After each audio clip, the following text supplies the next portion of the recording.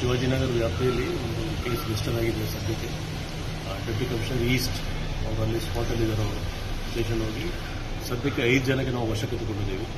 ಇನ್ನೂ ಜನ ಜಾಸ್ತಿ ಇದ್ದರೆ ಅವ್ರ ಬಗ್ಗೆ ನಾವು ಮಾಹಿತಿ ಪಡೆದು ಅದನ್ನು ಕ್ರಮ ತಗೊಳ್ತೀವಿ ಮತ್ತು ಸ್ಟ್ರಿಕ್ಟ್ ಆ್ಯಕ್ಷನ್ ಕೂಡ ತಗೊಳ್ತೀವಿ. ಯಾಕೆಂದರೆ ಇದು ಇಂಥ ಇನ್ಸಿಡೆಂಟ್ ಆಗಬಾರ್ದಾಯಿತು.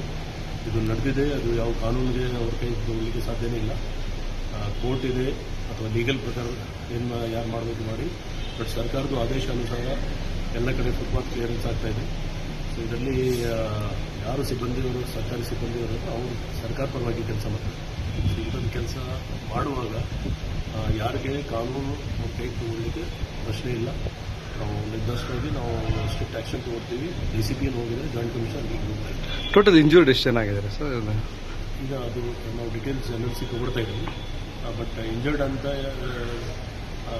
ಏನು ಭಯ ಇಲ್ಲ. ಬಟ್ ನ್ಯಾಚುರಲ್ ಆಗಿ ನೀವು ನೋಡಿರ್ಬೋದು ವಿಡಿಯೋದಲ್ಲಿ ಏನು ಕಾಣ್ತಾ ಇದೆ, ಆ ಪ್ರಕಾರ ಯಾರ್ಯಾರು ಇದ್ದಾರೆ ಎಲ್ಲರೂ NLC ಬರ್ತದೆ, ನಾವು ತಗೊಳ್ತೀವಿ. ಈಗ ವಿಡಿಯೋದಲ್ಲಿ ಸಾಕಷ್ಟು ಜನ ಹೊಡಿತಾ ಇದ್ದಾರೆ, ಅದರಲ್ಲಿ ಎಷ್ಟು ಜನ ಅರೆಸ್ಟ್ ಆಗಿದೆ? 5 ಜನ ಅರೆಸ್ಟ್ ಮಾಡಿದ್ದೀವಿ. ಇನ್ನೂ ಜಾಸ್ತಿ ಜನ ಇತ್ತು, ಅವ್ರ ಬಗ್ಗೆ ಕೂಡ ಕ್ರಮ ತಗೊಳ್ತೀವಿ. ಸದ್ಯಕ್ಕೆ 5 ಜನ ವಶಕ್ಕೆ ತಗೊಳ್ತೀವಿ.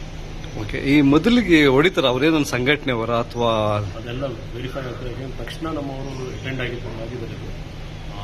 ಯಾವುದು ಸಂಬಂಧಪಟ್ಟಿರಲಿ, ಬಟ್ ಆ ಕಾನೂನು ಕೈಗೆ ತಗೊಳ್ಳಿಕ್ಕೆ ಯಾರು ತಗೊಳ್ಳಿ.